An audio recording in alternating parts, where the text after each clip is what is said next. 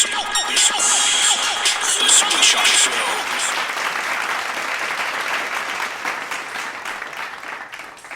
Welcome to the Swinchock Show. This is going to be a show about ranting and a little bit of fanboy enthusiasm. So, to kick it off first, I want to talk about the big summer movies of 2013. So, we started off the summer with Iron Man 3. Now, I'm a huge Marvel Comics, Avengers, Iron Man fan. Let me just say that right off the bat. However, I'm going to have to say, Iron Man 3, and here's why. When I go to a movie to see Iron Man, I want to see Iron Man. I don't want to see Tony Stark, Robert Downey Jr. running around 90% of the movie. No armor, no powers, no nothing. Getting the shit beat out of him. Not fun. And here's another thing that I didn't like.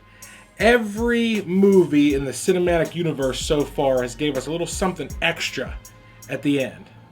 And a little spoiler alert, so stop it here if you haven't seen it, but what do we get in Iron Man 3? We get Bruce Banner. We've already had him. Give us someone new. Anything. Give us Ant-Man. And if you did catch Ant-Man, he was on the box of fertilizer when he was at the Home Depot or wherever buying supplies to make whatever he was making. I kind of zoned out at the movie at that point, but it was boring as hell. So to balance out my bad one with a good one, the first good movie that we saw was Star Trek.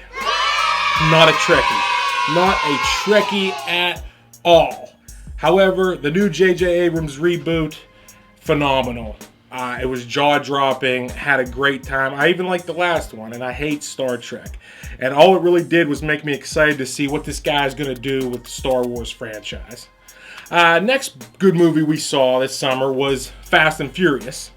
What can you say? Vin Diesel, good-looking women, fast cars. I don't know. I mean, he jumped through a plane, for Christ's sakes. I mean, you could put Vin Diesel in a rocket and he could jump over the moon in the next one, and I'm still going to go, and I'm still going to get my money for the tickets, and we're going to be there. So, I have to balance this out now with a good and a bad. I'm going to go back to a bad, and I'm going to talk about Man of Steel. Here's what I wanted to say, and I probably predicted this 6 months ago, and my friends know that I've said this, and the fanboys out there are going to beat me up for this, but I'm not a DC Comics fan, but I know enough. And I was always a Superman and a Batman fan, but everybody is. So here's the thing with Superman. Don't give me the Christopher Nolan dark and broody. You know, that's the problem. Every superhero these days has to have the Wolverine, gloomy, tortured soul type thing. Batman, that's okay if we do it in Batman. It's okay when we do it to the Wolverine. Tony Stark in the later years when he fights alcoholism, he has a little dark side too. But Superman, no. No. Huh? Never, no. It's fucking ridiculous. Superman is supposed to represent all that is good from human beings. He's supposed to represent the best of us. Spoiler alert if you haven't seen this. He breaks Zod's head. Okay? And honestly, do we need another origin story? Why couldn't they have did what they did, with the new Incredible Hulk and just caught us up and then put us out there? I mean, another origin story and a dark, twisted one where he doesn't know and I don't know and I have to learn and my weird Pa Kent now doesn't want me to use my... I mean, it's ridiculous. All right? We have a Dark Knight trilogy. We don't need the Dark Superman trilogy. Now, to get back to the good side of things, I want to talk about a movie that I've been flipping shit for since we've seen it a few days ago, and that is Pacific Rim. Amazing. Giant robots, giant monsters, duking it out. We all sat, even the women that went, absolutely loved this movie. For the first 15 to 20 minutes, my jaw was on the ground, and I don't think I blinked the whole entire movie. It was just one of the most epic, jarring, throw everything they can at you at one time, and surprisingly, you are able to, they do it in such doses that you can accept it all and take it all in and understand the story, which was awesome too, the origins of these monsters and where they're coming from and what do we got to do to stop them. And again, spoiler alert, my one little gripe about the movie is you hit the sword button after you've got your ass kicked and then you proceed to just cut kaiju in half with it. If I'm fighting, sword button getting pressed right off the bat every time, slicing heads off. End of battle. Be a lot quicker. On this next portion of the Swinchock Show, we're going to get into a little thing I call the Tech Corner. And I'm going to sit over here by Barry, Cherry's cousin. And we're going to talk a little bit about, and it's a little older topic, but I'm a Mac guy. Apple through and through. I fought them for years, but now getting into the editing and the filming, you're a fucking idiot if you don't use a Mac, and that's pretty much out there to all you Windows fanboys. I recently had to get a new laptop for work, and in our company, we are a total Windows network, and I couldn't get a MacBook. But, you know, way out of the price range of what I was allowed to get. So I got this, you know, whatever it is, a Lenovo, whatever, you know, Windows 8. And let me say this much about Windows 8. It is the most bloated, slow, piece of shit operating system I have ever seen in my life. You got this start screen now, and you got these cool apps, but why in the hell would I ever download an app for Google when I can just go to the web browser on my desktop and it's quicker to get the results? The merging, and I understand that that's their operating system for all their mobile devices, and it's kind of a big merging. It's a blatant fucking ripoff, man. The App Store, I mean, the Windows Store, I mean, come on. Seriously? The Windows Store?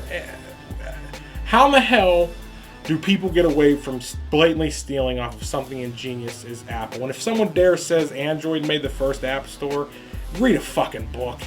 Alright? Apple all the way. Windows 8, you suck. Out of, let's say, out of 0 to 10 cool Swinchock haircuts, I give it a half of one cool Swinchock haircut on my scale of 1 to 10. In my final segment for this first inaugural episode, it's a segment called Loser of the Week. Now, to set the Loser of the Week for this week up, I'm going to give you a little background on what really drives me nuts. Facebook fan, I'm going to admit it right here.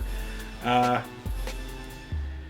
can't stand the little inspirational quips and quotes and pictures all over Facebook. You know, oh, once you lose her trust, you'll never get it back again. I want to say is men are painted. Who is the battered, bitter woman out there making all these little pictures about women getting mistreated by men? It's about the same in my book. I know a lot of dirty women that cheat on men too, and I know a lot of dirty women that do them bad. And I'm not saying men are good because we're pigs and we're dirty, but damn, whoever's making them, please stop. Please stop it. So anyway, I'm on Facebook this week, and I ain't shitting you. About 5 minutes after this baby was born, people already had these little pictures. Oh, congratulations, royal family, and, you know, be calm and have a royal boy prince. What? So this week's Loser of the Week is, if you are unemployed, on Facebook all day, waiting, watching the news at the same time, with your little paintbrush program on your Windows 8 computer, and waiting to find the sex of this royal baby out, alright? And then the second it's announced, you finish your little picture and post it to Facebook. You are Swinchock's Loser of the Week. So I hope you enjoyed the first episode of the Swinchock Show, and hopefully some things I said pissed you off, and I really encourage comments because I love arguing with people out there, all the super fanboys. I know I hurt your dear Superman, so give me the comments below. You know, I love to see that, and I love to fire right back at you if you don't agree with me. Because if you don't agree with me, you're stupid. Anyway, before we wrap this up, I want to do a nice plug. I got a movie coming out. It's going to be exclusively on this channel. That's blackflag.tv. Some friends of ours up in Canada. Great shit. 24-hour midnight movie. So make sure you, within the next couple weeks, you catch the premiere of Midnight Kiss. It will be exclusive to Black Flag TV. All right, everybody. See you next week.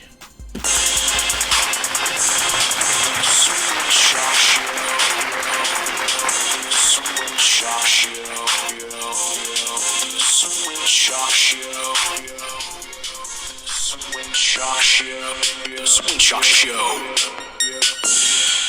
The Swinchock Show. The Swinchock Show. The Swinchock Show.